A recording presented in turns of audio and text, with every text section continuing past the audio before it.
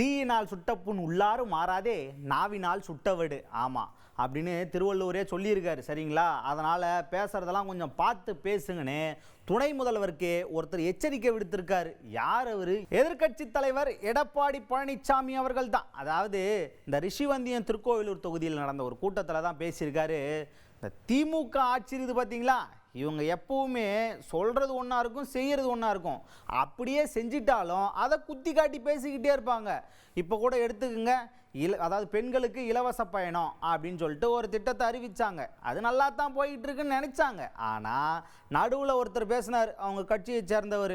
என்ன சொன்னார்? பெண்கள்லாம் ஓசியில் பயணிக்கிறாங்க அப்படின்னு நக்கலாக பேசுகிறாரு. பெண்களோட மனசை நோகடித்து பேசுகிறாரு. இதெல்லாம் ஒரு வார்த்தையாங்க? இது கேட்டால் எவ்வளோ புண்படும். நான் தெரியாமல் தான் கேட்குறேன். அது என்ன உங்கள் அப்பா வீட்டு காசா? உங்கள் அப்பா வீட்டு காசாங்க. அதாவது அரசு பேருந்துன்றது மக்களோட சொத்து. அவங்க கட்டுற வரிப்பணத்தில் தான் அது ஓடிக்கிட்டு இருக்கு.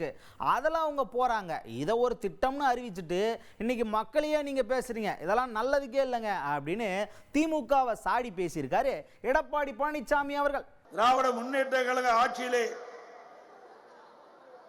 பேருந்திலே கட்டணம் இல்லாமல் பயணம் செல்கின்றவர் என்ற அறிவிப்பை கொடுத்து விட்டு மேடையிலே பேசுகிறார் ஓசிலே பயணம்.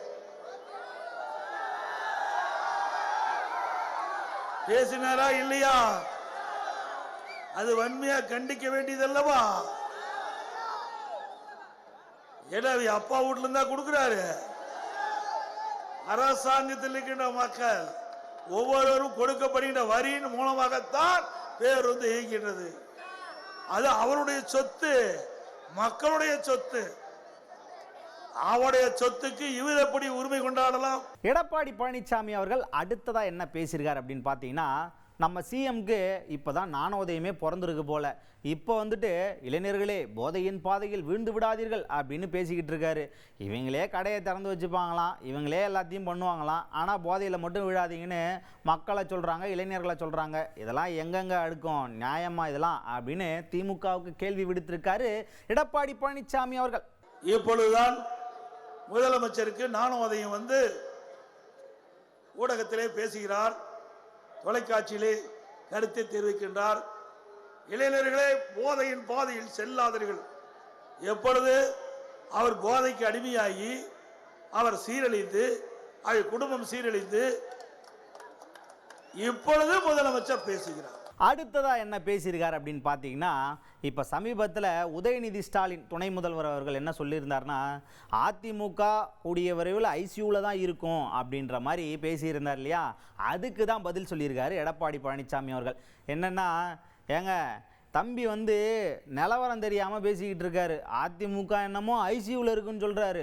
அதிமுக எங்கே இருக்குன்னு இங்கே வந்து பாருங்கள், அந்த ரிஷிவந்தியம் தொகுதியில் வந்து பாருங்கள், எவ்வளோ பெரிய கூட்டம், எங்கள் படைபலத்தை பாருங்கன்னு கூப்பிட்டவர் தீயினால் சுட்டப்புண் உள்ளாறு மாறாதே நாவினால் சுட்டவடு. ஆமாப்பா, திருவள்ளுவரே இதை 2000 வருஷத்துக்கு முன்னாடியே சொல்லிட்டாரு சரிங்களா. அதெல்லாம் போய் படிங்க, படித்து தெரிஞ்சுக்குங்க. ஒருத்தங்களை புண்படுத்துகிற மாதிரி மட்டும் பேசாதீங்க. அதிலிருந்து மீண்டு வர்றது எவ்வளோ பெரிய கஷ்டம் தெரியுமா அப்படின்னு உதயநிதி ஸ்டாலின் அவர்களுக்கு கேள்வி எழுப்பி பேசியிருக்காரு எடப்பாடி பழனிசாமி அவர்கள். அதிமுகவே ஆம்புலன்ஸில் செல்லும் நிலை விரைவில் மக்கள் ஏற்படுத்துவார் என்ற ஒரு கருத்தையும் சொல்லியிருக்கிறார். அதோட அதிமுக ஐசியூல இருக்குதா சொல்றார். தம்பி உதயநிதி ஸ்டாலின் அவர்களே, கொஞ்சம் திருப்பி இங்கே பாருங்கள், அதிமுக பலத்தை திருக்கோயிலூர் ரிஷிவந்தியத்தை திருப்பி பார், அதிமுக எப்படி இருக்கின்றது என்பதை கவனத்தோடு பேசுங்கள்.